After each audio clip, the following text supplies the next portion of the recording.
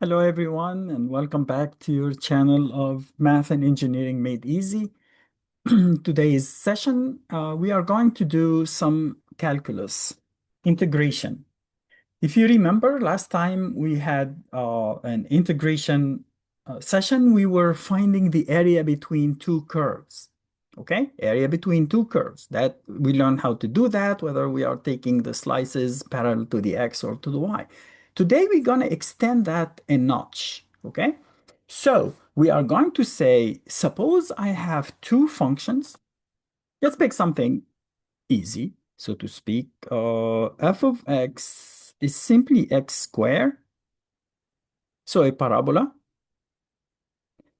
And g of x, let's make that a straight line. So if this is maybe I get a negative slope, so let's say negative 2x. Let's see here, an easy factor here, plus 3. Okay, so that's a straight line, that's a parabola. And here is my x and y. So let's look at that shape first. We are not finding the area between them. We already learned how to do that. But now we are going to say something slightly different, as I said. So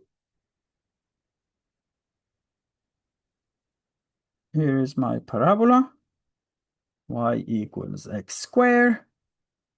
And then 3 is, so if I say 1, 2, 3, slope of negative, so this would be 1.5. Let's say something, or let's make it here so they will intersect. I didn't want to make them. Let's assume this is the 3. So let's go down a little bit, and the 1.5 is like that. I wanted them to intersect. Well, it doesn't matter. What we are going to do is to say, here is my straight line, and they are intersecting at this point and that point, and this is y equals negative 2x plus 3. Okay, so this is the region I'm interested in.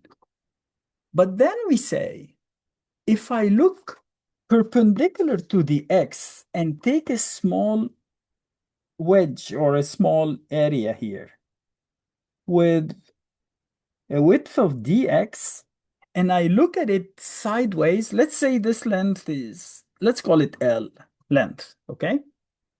When I look sideways, if I take a cut and I look sideways, I see that.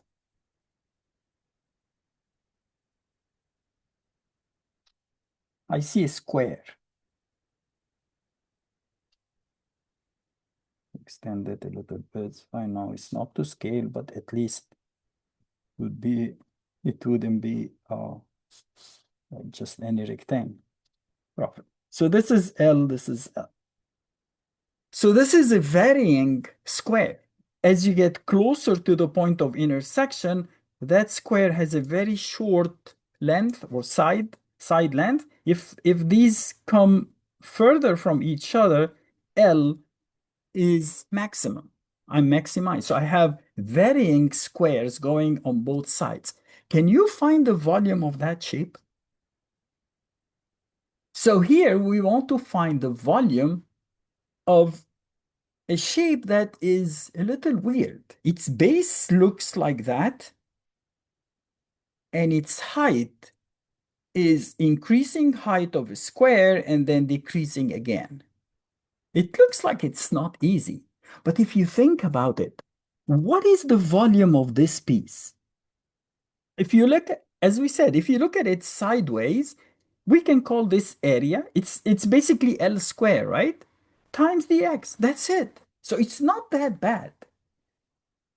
But I cannot say L square. What is L in terms of X and Y? So that's what we usually learn how to do uh, in calculus, okay? So what we are going to do is to say, first of all, I need to find the limits of integration. Notice if the slice is perpendicular to the X, I'm taking the integration with respect to X, dx. If they told me that it was horizontal, Then I would write these functions in terms of y and say this one, this function minus that function would have given me a side that I'm going to square dy. So really, if you draw it, you can see it's so easy. This is a square of width dx.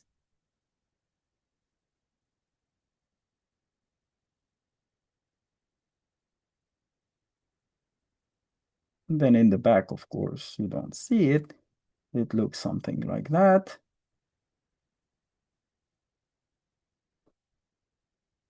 Okay, so we have here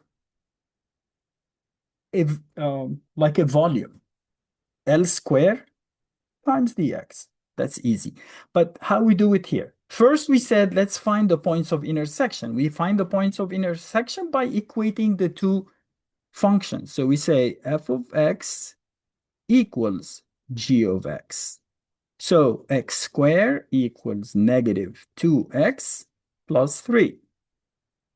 I'm going to add 2x to both sides and subtract 3 from both sides.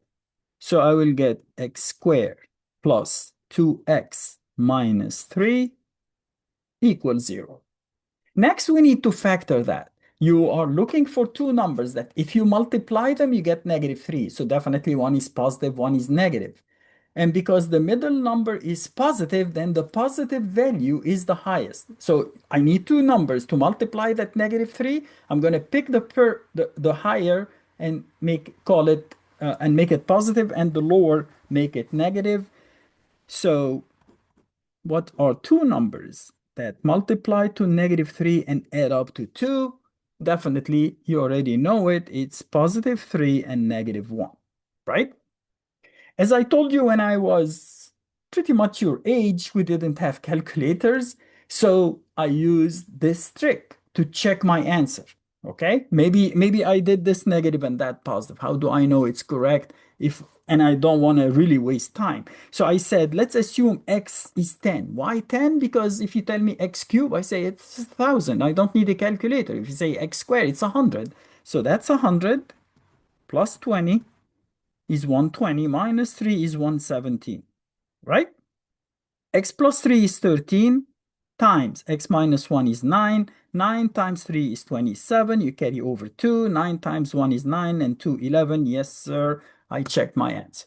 So that's something you can use. Or if you have a younger sibling taking algebra, you can,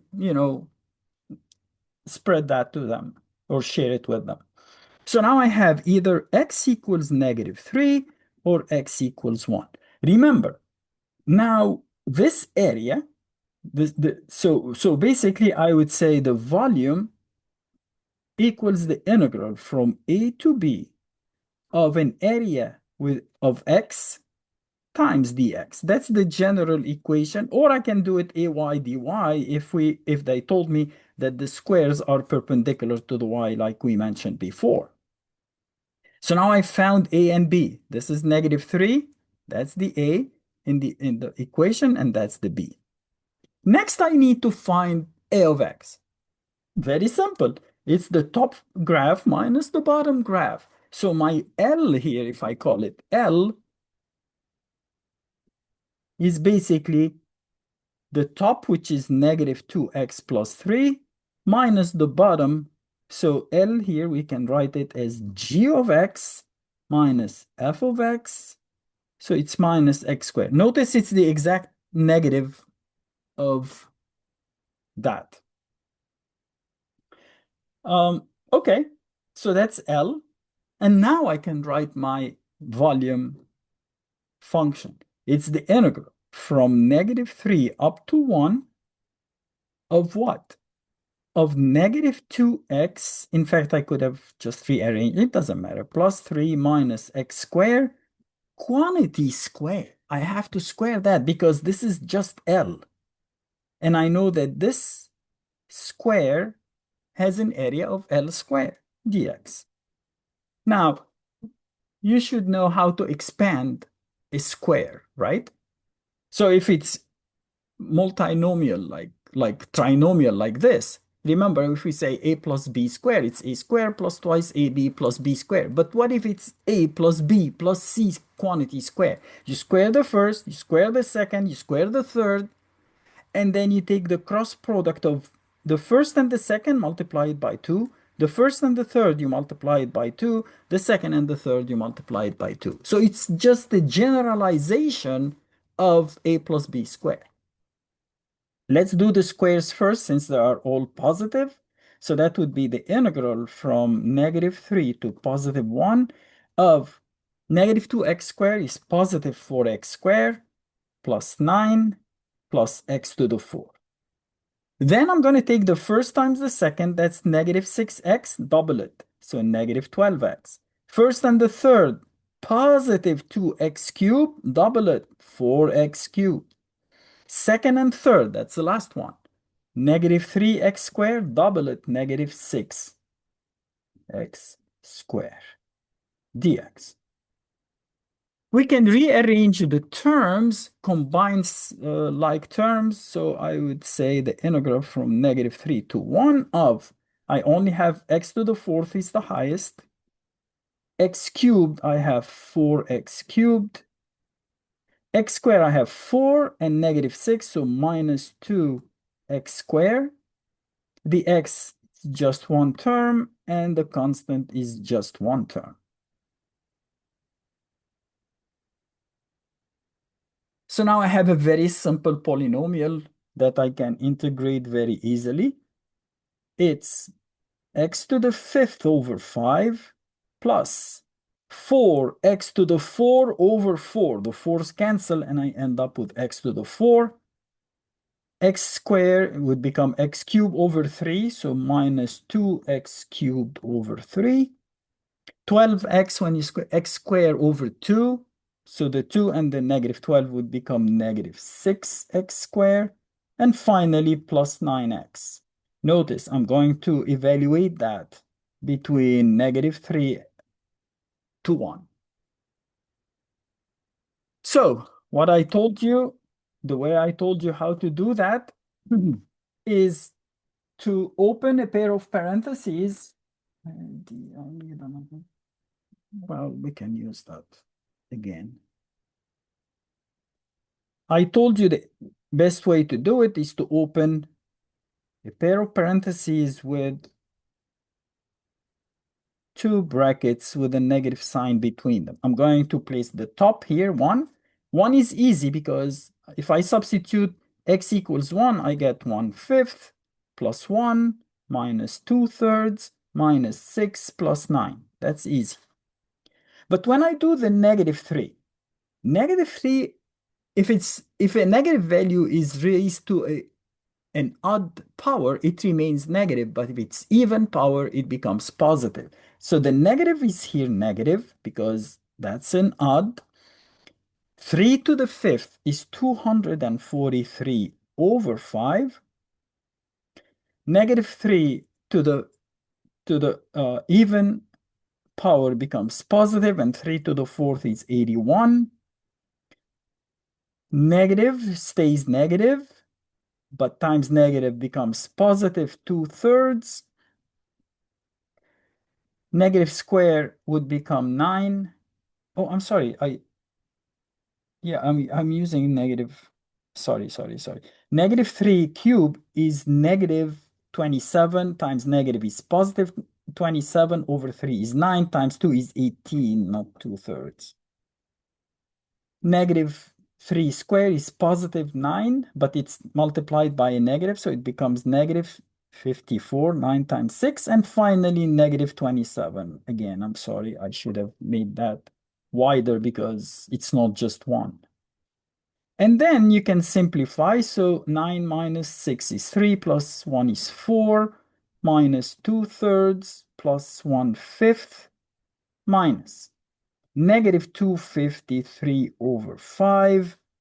I have, in fact, negative 54 and negative 27 is negative 81. So 81 and these would cancel, and you get plus 18.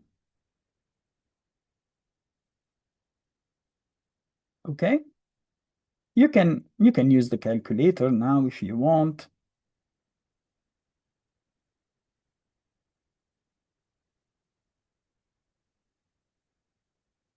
So 4 minus 2/3 plus 1/5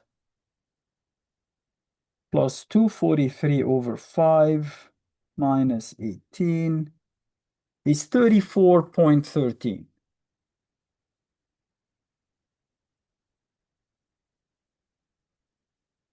square units. This is the, I'm sorry, cubic units, cubic units. That's a volume, okay? Not an area.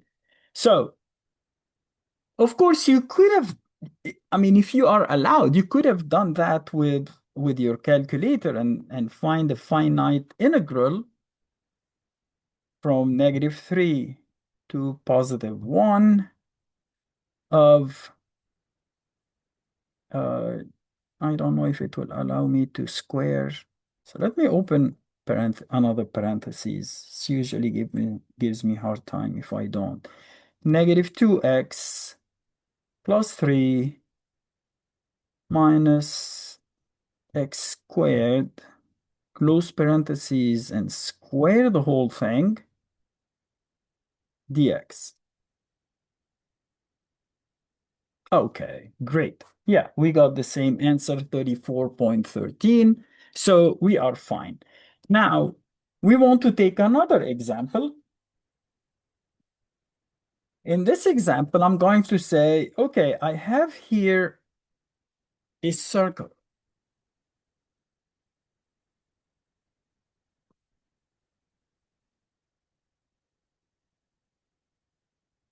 Let's pick the radius.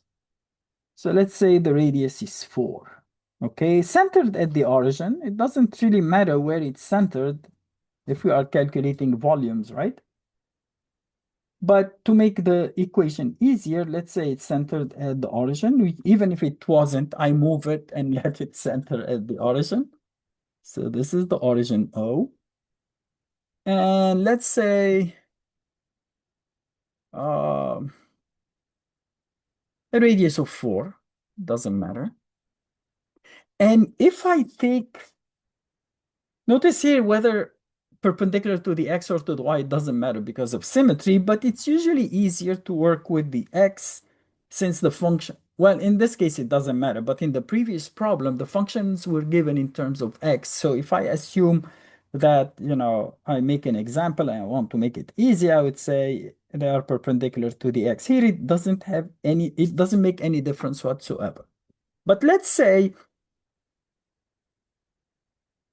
if I look sideways here, I see a triangle. And this triangle,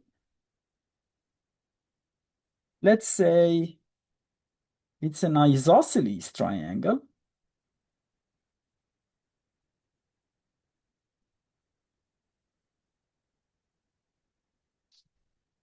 Let's say it's an isosceles triangle and its height, again, let's pick a small number. It doesn't matter really.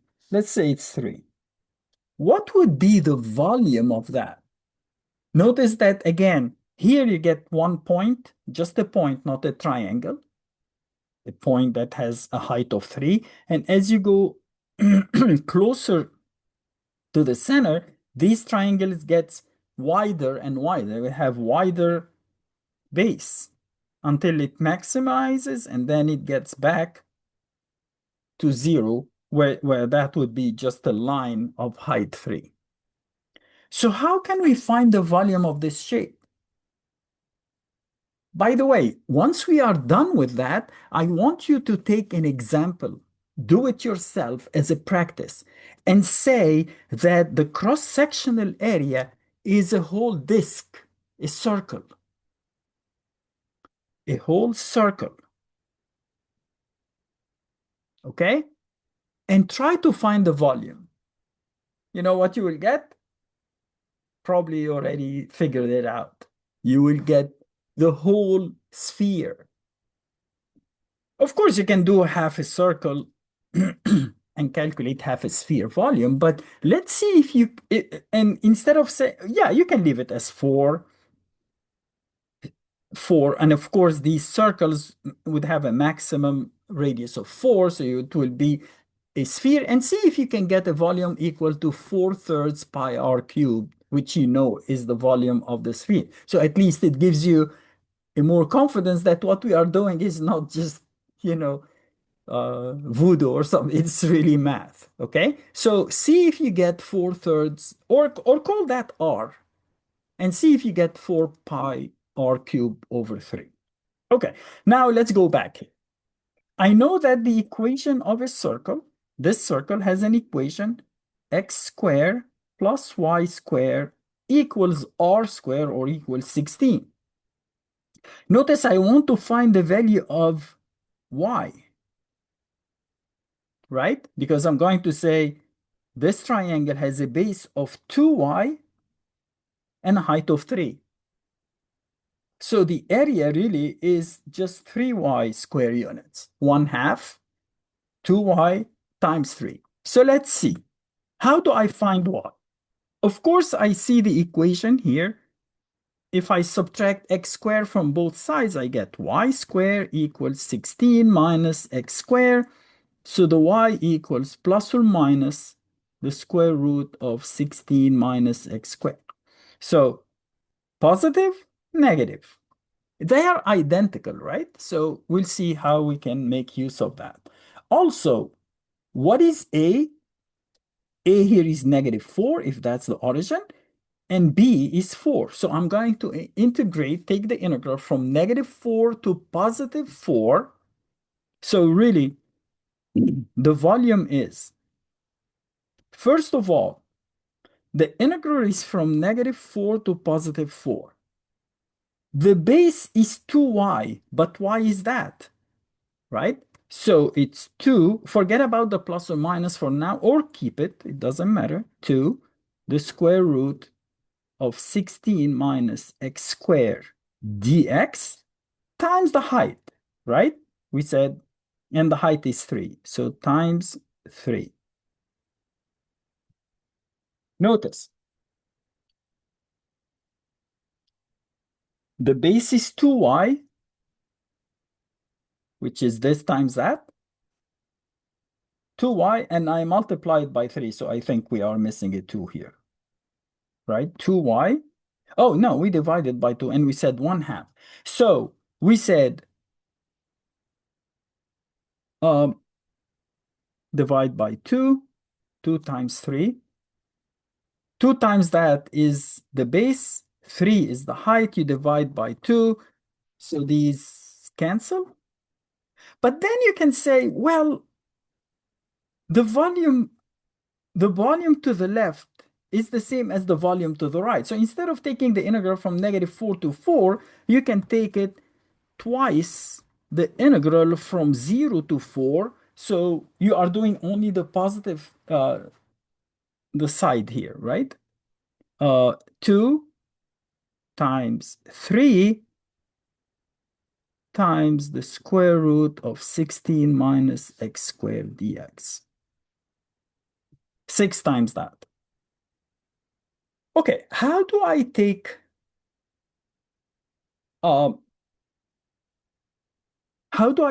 the integral of 16 minus x squared?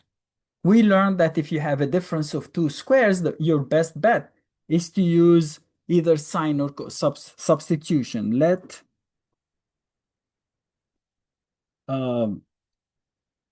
x equals, say, 4 sine theta. So dx would become 4 cosine theta d theta. And then you substitute. I have a 6 here, an integral, the square root of 16, x squared would be 16 sine square theta. And the dx is 4 cosine theta d theta. 4 times 6 is 24. Integral. Notice now I'm taking the integral from 0 to 4. So if x is 0, sine 0 would be 0, meaning theta is 0. If I take the integral from 0 to 4, when x is 4,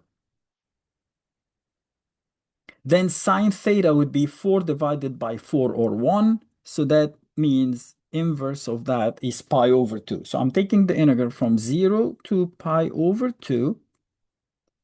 I factor 4 out from the 16 minus 6 square. So 4 times the square root of 1 minus sine square theta cosine theta d theta. 96 times the integral from 0 to pi over 2. 1 minus sine square is cosine square theta times cosine theta d theta equals the square and the square root cancel, and you get 96 cosine square theta d theta. We know that cosine square theta equals 1 plus cosine twice theta over 2. So I'm going to use that to simplify my integration. So it becomes 96 divided by 2 is 48. The integral from 0 to pi over 2 of 1 plus cosine twice theta d theta, right? That's the most we can simplify. And now we integrate. So we get 48 times 1 d theta is theta when you integrate it. When you integrate cosine 2 theta, you get sine 2 theta divided by 2. So plus sine 2 theta divided by 2. And the integration is from 0 to pi over 2. Again, I can save time. I know that when I substitute 0, theta is 0 and sine 0 is 0. So I don't really need to do two brackets within a pair of parentheses. I simply can say 48 times pi over 2 plus when I do theta is pi over 2, then twice theta would be pi, and sine pi is 0. So you get 24 pi cubic units.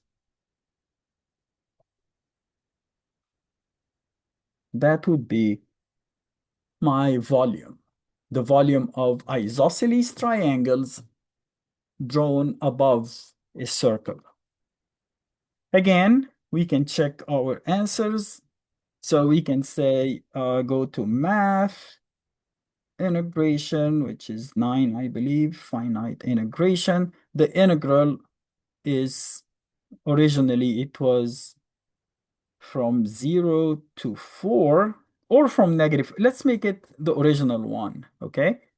Negative 4 to 4, oops, I'm sorry. Let's clear that and make it negative 4 to 4. And this was 3, right? No, 6, because we had to multiply. Yeah, that's 3. Delete.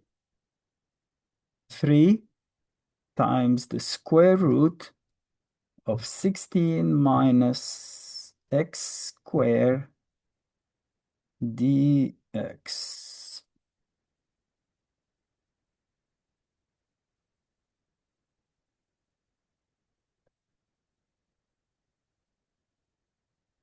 What happened? Oh, okay. 75.399. Let's multiply 24 pi, and we get the same exact value. So we did it correctly. Please don't forget, I want you to just be confident with what you are doing. So do what I told you first, originally, that assume that instead of isosceles triangles here, I have a full circle of radius y and width dx, okay? So we know the area of that, instead of being like 3y here, it's going to be pi y square is the area, and then you integrate and see if you get the volume of the sphere. Okay, thank you very much for your time, and hope to see you soon. Have a great day. Bye. Oops.